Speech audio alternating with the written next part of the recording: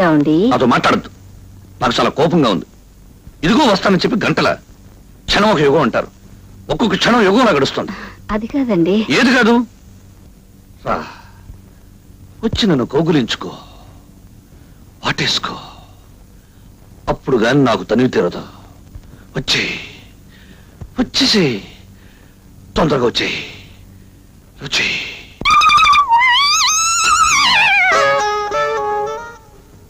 సరళ, జీవితంలో మొదటి రాత్రి చాలా అందమైన రాత్రి.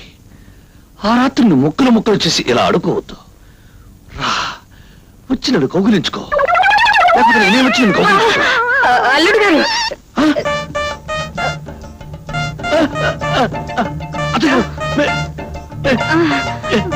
ఇప్పుడు నేను అన్నమని మీరు విన్నారా? మీరు ఎందుకు వచ్చారు అత్తయ్య గారు? నేను రాలేదు బాబు, మీ మామయ్య గారు పంపించారు. నమ్మని ఎందుకు పంపించారు? అమ్మాయి ఎక్కడ? ఉండు బాబు, అమ్మాయిని పంపిస్తాను. ఏమండి, నా వల్ల కాదండి, మీరే వెళ్ళి చెప్పండి. మీరే వెళ్ళండి, అదండి.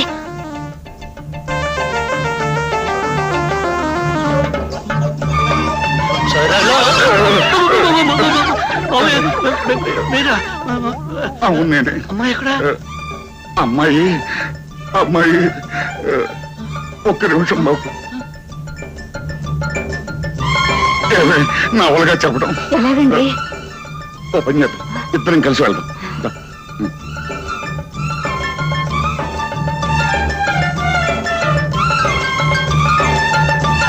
బాబు,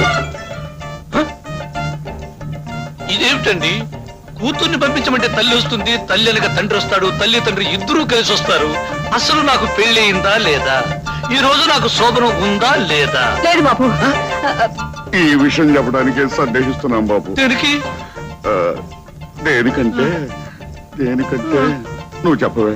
మరి అమ్మాయికి మీరు చెప్పండి. ఆడోళ్ళ విషయం నేనేలా చెప్పనే, నువ్వు చెప్పవే. ఆడదాన్ని అల్లుడు గారి దగ్గర నేనెలా చెప్పనండి? నువ్వు చెప్పవే.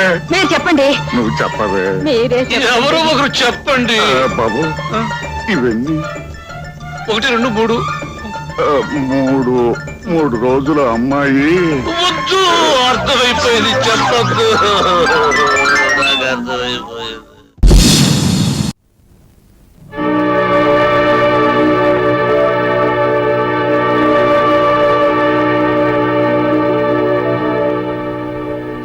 ఎక్కడికి?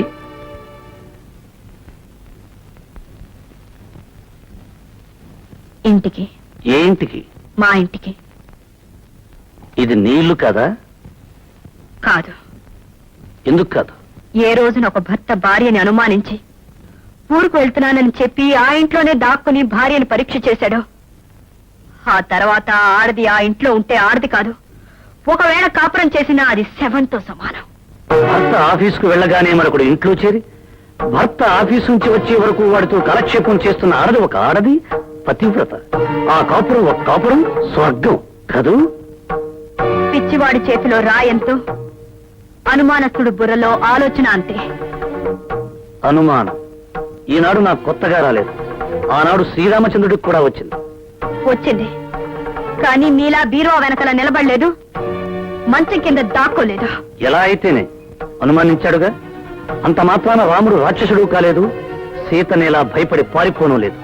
రాముడు రాక్షసుడు కాకపోవచ్చు, మీరంతకంటే గొప్ప దేవుడు కావచ్చు. కానీ నేను పిచ్చి సీతను కాను, నిప్పులో దూకి నిజాయితీ నిరూపించుకోవడానికి. ఎలా నిరూపించుకోగలం తప్పు చేశాక? ఇన్నాళ్ళు ప్రేమించడానికి మనసు ఒకటే చాలనుకున్నాను, కానీ విశాలమైన మనసు కావాలని ఇప్పుడే అర్థం చేసుకున్నాను.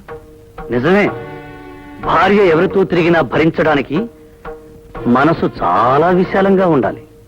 గుడ్డివాడికి కళ్ళజోడు పెడితే ఎంతో, మీకు నిజం చెప్పినా అంతే. గుడ్డివాణ్ణి కాబట్టే పట్టపగలు ఎంత కథ నడిపావు.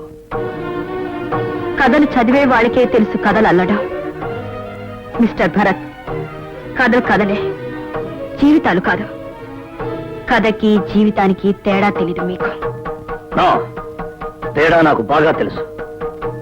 ఇప్పుడు నీకు నాకు మధ్య జరిగే సన్నివేశం కథలో అయితే చివరి పేజీలో భార్యాభర్తలు కన్నీళ్లతో కలుసుకుంటారు. కానీ ఇది జీవితం. ఓసారి నువ్వు ఈ గడప దాటి వెళితే మళ్ళీ కలుసుకోవటం అంటూ జరగదు. మళ్ళీ ఇలాంటి నరకంలో కలుసుకోవాలని ఏ ఆడది బ్రతికుండగా అనుకోదు. ఇది నరకం. నేను యముణ్ణి. యముడు ఆయన ధర్మరాజు. ఆయనకి నీతి నిజాయితీ తెలుసు, ధర్మం అధర్మం తెలుసు, న్యాయ అన్యాయ విచక్షణ తెలుసు. మీకేం తెలుసు? ఆవేశం, అనుమానం తప్ప. అంటే తెగతింపులు చేసుకునేగా వెళుతున్నావు? తెగించి వెళ్తున్నాను. కాదు, బరి తెగించి వెళుతున్నావు.